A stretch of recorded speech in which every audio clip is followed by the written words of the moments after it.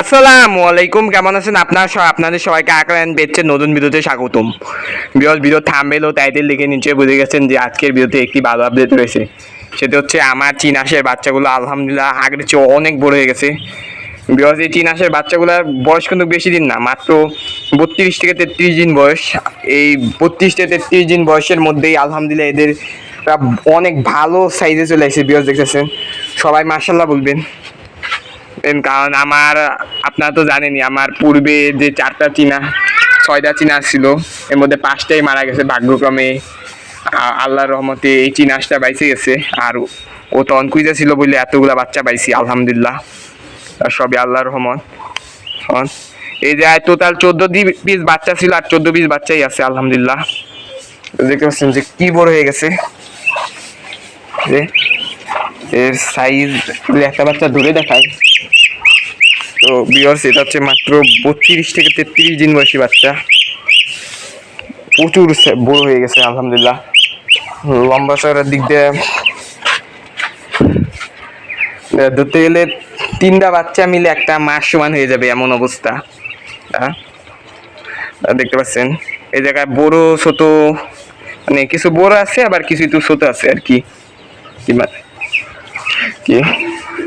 যেমন এই তো সাইজের ছোট, আবার এই তো বড়, মানে এমন তো হালকা পাতলা তারতম্য হয়, যেহেতু সবাই এক গ্রেডে জন্ম নেয় না।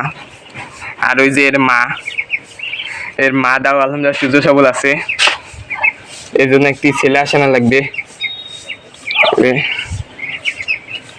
দেখি এর জন্য কবে ছেলে আসানি, নাইলে আসানোর দরকার নেই, এই বাচ্চাগুলাই বড় হোক। আর একটা আফসোসের ব্যাপার যে এই চীনা হাঁসগুলার ভ্যাকসিন দিতে পারিনি আমি। যাক, পরে যখন এরা বড় হবে তখন দেখি এদের ভ্যাকসিন দিতে পারিনি কি। এখন তো আপাতত ভ্যাকসিন দিইনি, এর যে একটা ভ্যাকসিন আছে ওই ভ্যাকসিন দিতে পারিনি এই বাচ্চাগুলা। তো এখনই তো অন্যান্য পশু প্রাণীর আপডেটে যাই। ওই পাশে তো চীনা হাঁস দেখলেনি, এই পাশে আছে আমার বাচ্চালাম দেশি মুরগিটা আলহামদুলিল্লাহ আগের চাইতে অনেকটাই বাচ্চাগুলা বড় হয়েছে। দেখতে পাচ্ছেন কতটা কিউট লাগতেছে বাচ্চাগুলাকে। আর অকাম করছে যে এদের ফিট দিছিলাম, ফিট ফালা দিছে। তো দেখতে পাচ্ছেন যেটা ফিট দেয় ওটা ফালানো, মানে কতভাবে সেফটি দিছি, মানে এই পাশে রশি বাঁধ দিছি, তাও এই ফিট ফালান কমে না। আর ওই পাশে আমার চিনাশগুলা মশা খাওয়ার জন্য ওই জায়গায় আছে। আর এই পাশে সেই কোয়েলদা আলহামদুলিল্লাহ সুস্থ হয়ে যাওয়ার পর একে দিতে পারিনি, কারণ একে আবার ঠোকায়, এটা হচ্ছে সমস্যা এই কোয়েলগুলা।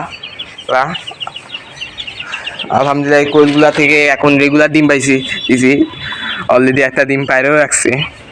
সে 4টা ডিম উঠানো হয়ে গেছে, এখন প্রায় 5:30টার মতো বাজে। যে এই সময় আলহামদুলিল্লাহ 5 পিস ডিম পেয়ে গেছি আলহামদুলিল্লাহ, সবাই দোয়া করবেন। ভিউয়ার্স, আপনারা অনেকেই হয়তো জানতে চাইতেছেন যে আমার কোয়েলগুলাকে বর্তমানে কি খাবার দিতেছি। তো বলে রাখতেছি যে আমি এদের 1 কেজি লেয়ারের সাথে 1/2 কেজি পরিমাণ সোনালি স্টেটার ভালো মানের, আমাদের এখানকার সবচেয়ে ভালো মানের ফিডটাই দিতেছি। প্যারাগনটা আমাদের এখানে চলে ভালো, সেটা মিশিয়ে খাচ্ছি। সাথে এই জায়গায় সাথে সাথে দিয়ে দিতেছি আমি কিছু ডিমের খোসা আর লবণ দিয়ে দিছি। লবণ দিয়ে দিছি কারণ এরা ঠোকরি করে, ঠোকরি কমানোর জন্য আমি শুনছি নাকি লবণ দিয়ে ঠোকরি কমে। তো এই জন্য আমি লবণ দিয়ে করছি, নাইলে এর আগে আমি লবণ দিতাম না, আগে খালি ডিমের খোসাই দিতাম। তো এই পাশে আমি কিছু ডিমের খোসা রাখছিও, দেখতেছেন এই ডিমের খোসা এদের গুঁড়া করে পরে খাওয়াবো।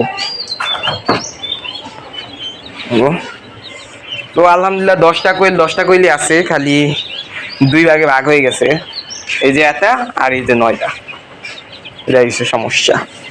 এখন এই সমস্যার একটা উপায় আছে, সেটা হচ্ছে 2টা খাঁচা আরেকটা খাঁচা আইনে এদের 2 ভাগে ভাগ করে পারলি, তাইলে এরা যে ডিমগুলা পারবে, মানে একটা ছেলে আর 4টা মেয়েরাই রাখলাম, এমন করে 2 ভাগে ভাগ করে দিলাম, তাহলে এরা যতগুলা ডিম পারবে সব ডিমেই বাচ্চা উঠবে। কারণ সমস্যা হয়েছে এই লাল ছেলে কোয়েলটাকে নিয়ে, জন্মের বজ্জা। আর ওই পাশে দেখতেছে না মুরগিগুলা খেলা করতেছে বাচ্চাগুলো আর কি, বাচ্চা আর এখন কিন্তু ফার্ম মুরগি আপডেটে যাই। তো ফার্ম মুরগি আলহামদুলিল্লাহ অনেকটাই বড় হয়ে গেছে। সেই কয়েকদিনের মধ্যে দেখতে পাচ্ছেন যে শুকনো গালকাতে লাল হইতেছে। যদি এই লালে কিছুই হবে না, আরও 2-3 মাস লাগবে ডিম পাড়তে। আর দেখতেছেন যে পানি শেষ করে লাগছে, পানি দেওয়া লাগবে। এই পানি এরা প্রচুর খায়, অতটা বেশি খায় না, মোটামুটি ঠিকই খায়। আর ওই পাশে দেখতে পাচ্ছেন যে চিনাশের বাচ্চাগুলা যে খাবার দাবার খেয়ে একদম প্রচুর ওজন হয়ে গেছে, জন্য মনে হয় ডাইনোসরের বাচ্চা এই অবস্থা।